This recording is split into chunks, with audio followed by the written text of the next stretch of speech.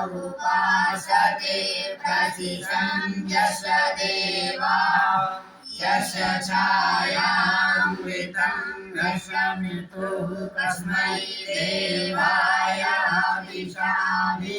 नमस्कार, मैं हूँ सोनी झा और आप देख रहे हैं न्यूज मिशन इंडिया। अभी हम मौजूद हैं बेनीपट्टी प्रखंड के जरेल गांव में और यहाँ पर आर्ष गुरुकुल दयानंद वाणी दयानंद जन कल्याण आश्रम के नाम से यहाँ पर एक आश्रम है जिसमें कि वैदिक धर्म के अनुसार बच्चे को शिक्षा दिया जाता है। और आधुनिक समय में बहुत कम जगह पर गुरुकुल देखा जाता है क्योंकि अभी वर्तमान युग में लोग इंग्लिश की पढ़ाई ज़्यादा करते हैं, तो ज़्यादा बच्चे स्कूल जाते हैं। बहुत कम ही बच्चे यहाँ पर वैदिक धर्म की पढ़ाई के लिए गुरुकुल आते हैं और मिथिलांचल में भी बहुत कम गुरुकुल देखा गया है। और यहाँ पर ये बेनीपट्टी प्रखंड के जरेल गांव में गुरुकुल है, तो हम लोग अभी यहाँ पर आए हैं और यहाँ के जो बच्चों के जो आचार्य लोग हैं इन लोगों से बात करते हैं और जानते हैं कि यहाँ पर किस तरीके से बच्चे को शिक्षा दिया जाता है। और अभी आधुनिक समय है तो ज़्यादा बच्चे स्कूलों की तरफ जाते हैं, तो यहाँ पर कितने बच्चे आते हैं और बच्चे को क्या क्या ये लोग पढ़ाते हैं और किस तरीके से इन लोगों की सुबह से रात तक की दिनचर्या होती है, इन सब के बारे में इन लोगों से विस्तार से जानते हैं। आपके गुरुकुल की स्थापना कब हुई थी? 1995। किन के द्वारा की गई? सुशील आचार्य। तब से आप लोग कंटिन्यू आप लोग का गुरुकुल चल रहा है, तब से चल रहा है 1995 से अभी तक चल रहा है।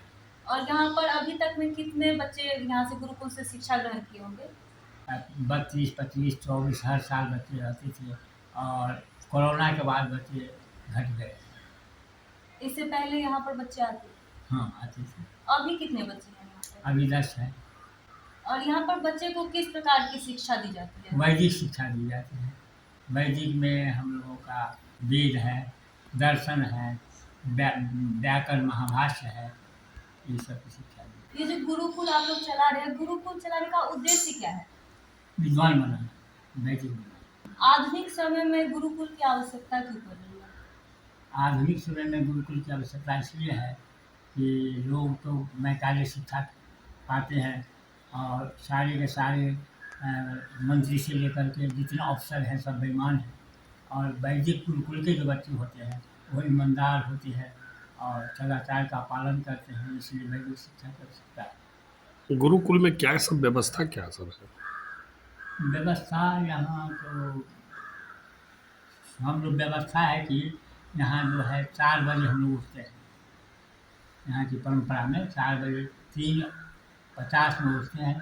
उसके बाद पानी बच्चों प्रार्थना करते हैं। प्रार्थना के बाद फिर बच्चों को हम लोग पानी पिलाते हैं। पानी पिला करके फिर शौच जाता है, शौच करके स्नान करते हैं। स्नान के बाद बच्चे आ जाते हैं, यहाँ पर संध्या करते हैं। संध्या के बाद बच्चे यहाँ पर व्यायाम करते हैं। व्यायाम के बाद फिर यहाँ पर यज्ञ होता है। यज्ञ के बाद प्रातः होता है। प्रातः के बाद फिर 9 बजे से लेकर के 1 बजे तक क्लास चलता है। 1 से 2 तक भोजन चलता है। 2 से 4 बजे तक यहाँ पर फिर पढ़ाई चलता है और 2 के बाद फिर गुरुकुल का काम है, 1 घंटा वो काम करते हैं, 1 घंटा खेलते हैं बच्चे। फिर यहाँ पर यज्ञ होता है। यहाँ पर सुबह शाम दोनों दिन टाइम यज्ञ होता है और फिर यज्ञ के बाद संध्या होता है, फिर पढ़ाई होता है, फिर 8 बजे भोजन होता है, एक आधा घंटा भ्रमण होता है, 9 बजे हम यहाँ से ये दैनिक रूटीन है। यहाँ गुरुकुल में गौ पालन भी हो रहा है? गौशाला है। ये गौशाला है तो गौशाला में गौ सेवक हैं यहाँ और जो दूध होता है गौशाला के बच्चे भी खाते हैं, हम लोग स्टाफ हैं वो खाते हैं। यहाँ पर कुल कितने स्टाफ हैं? यहाँ पर 5 हैं। आप अपना परिचय दीजिए।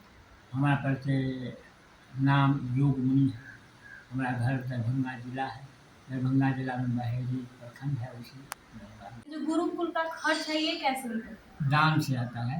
हम लोग लोकल में चावल गेहूँ मांगते हैं, कुछ दाता होते हैं जो हम लोग संस्कार भी कराते हैं, उसमें दान देते हैं लोग और बाहर से कुछ आ जाता है दान, उससे चलता है। और यहाँ पर जो बच्चे शिक्षा ग्रहण करते हैं उन लोगों का निःशुल्क शिक्षा देते हैं या उन लोगों से पैसा लिया जाता है? अभी तक तो निःशुल्क है। अभी तक निःशुल्क है। और यहाँ पर कहाँ से बच्चे आते हैं? पूरी बिहार के दूसरे भी जिला से आते हैं, बिहार से दूसरे राज्य से भी आते हैं। यहाँ पर बच्चे को आप लोग किस प्रकार से शिक्षा देते हैं? वैदिक शिक्षा हम लोग देते हैं यहाँ पे, जिससे उनके जीवन का निर्माण होता है, संस्कारवान बनते हैं, चरित्रवान बनते हैं। और आज वर्तमान समय में संस्कारवान बच्चों की बहुत आवश्यकता है। जो जिस प्रकार की शिक्षा हम यहाँ पर दे रहे हैं, उस प्रकार की शिक्षा जो है स्कूलों में नहीं मिल पाती है। इसलिए हमारा सर्वप्रथम ये हम लोग चाहते हैं कि हमारे बच्चे जो हैं वैदिक विद्वान बन करके धर्म का प्रचार करें। क्यों आजकल जो है हमारी संस्कृति जो धीरे धीरे नष्ट होती जा रही है, और इस हमारी वैदिक संस्कृति पे, भारतीय संस्कृति पर जो है अंग्रेजी संस्कृति का विशेष करके जो है ये हावी होती जा रही है। इसलिए हमें अपनी परंपरा जो है उसे बताना है, क्योंकि संस्कृत विद्या जो है, वेद विद्या जो है ऋषि मुनियों की भाषा है। और आप लोग अच्छी प्रकार से जानते हैं कि जब हमारी संस्कृत भाषा इसलिए आवश्यक है कि संस्कृत भाषा जो है वो संस्कारवान बच्चों को बनाती है, और इस प्रकार की शिक्षा अन्य भाषाओं में देखने को नहीं मिलती है। इसलिए जो है ये हमारी वैदिक परंपराएं हैं, शिक्षा है। और प्राचीन काल में गुरुकुल ही हुआ करते थे, उसमें कॉलेज आदि नहीं थे। और जब मैकाले शिक्षा जब आई भारत में, तब धीरे धीरे जो है अंग्रेजियत का बढ़ापा हुआ, और धीरे धीरे हमारी संस्कृति जो है विनष्ट हो गई।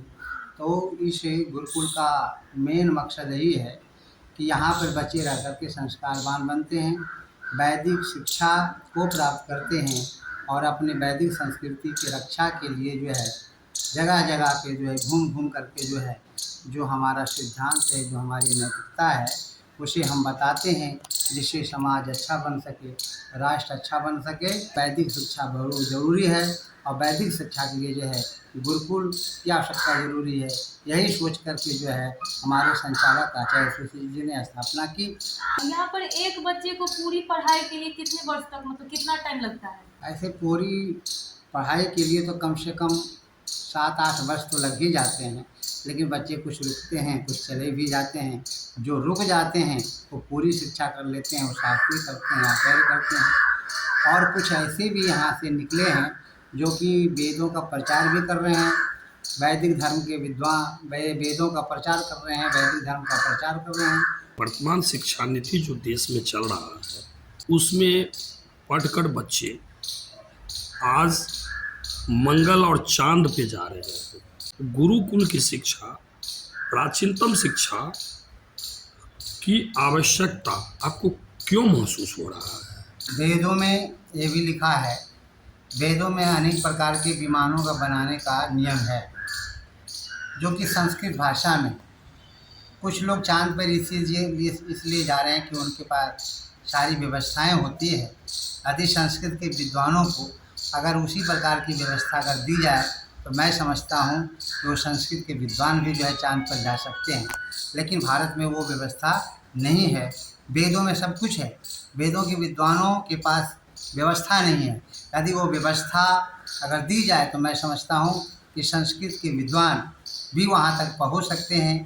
क्योंकि आप अच्छी प्रकार से जानते हैं कि जब वेदों में सब कुछ लिखा हुआ है, तो यही वेदों को जो है विदेशी विद्वानों ने क्या क्या इंग्लिश में ट्रांसलेट किया, और इंग्लिश में ट्रांस करने के बाद जो है फिर उसको उसके आधार पर प्रयोग किया, और आज वो चांद पे जा रहे हैं।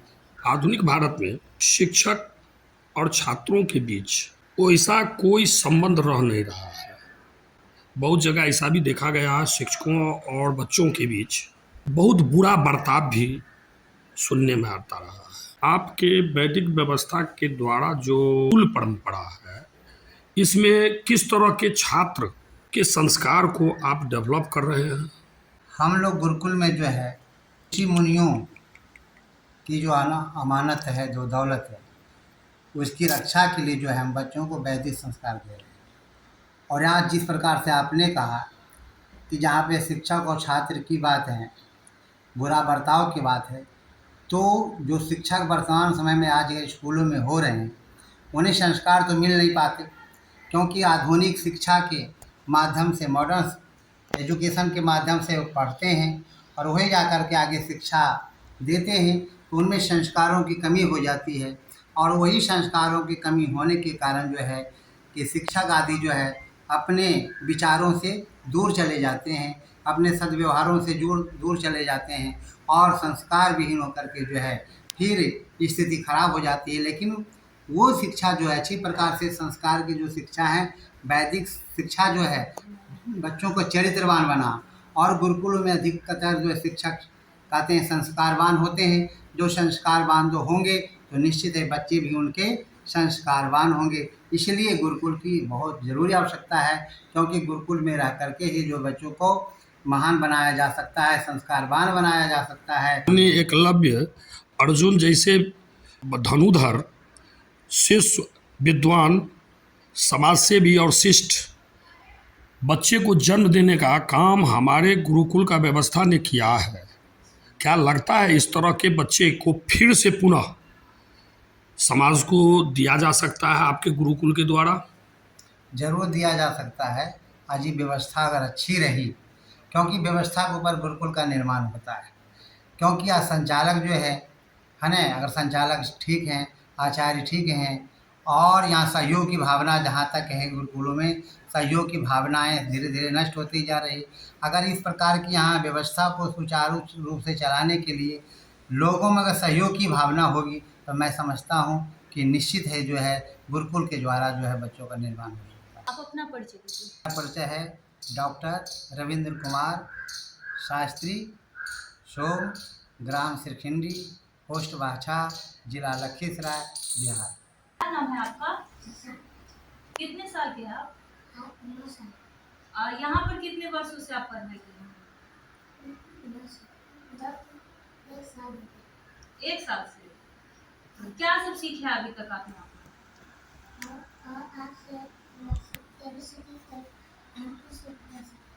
पूरा सीख लिया।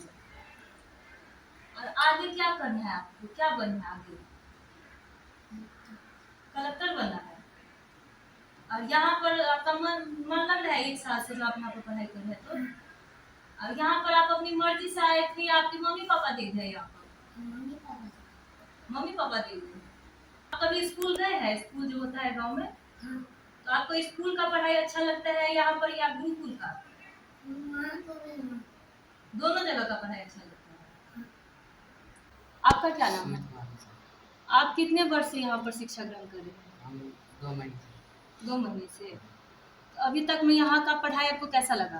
अच्छा, ठीक लग रहा है। और स्कूल भी गए होंगे आप? स्कूली पढ़ाई में और यहाँ की पढ़ाई में क्या अंतर लग रहा है?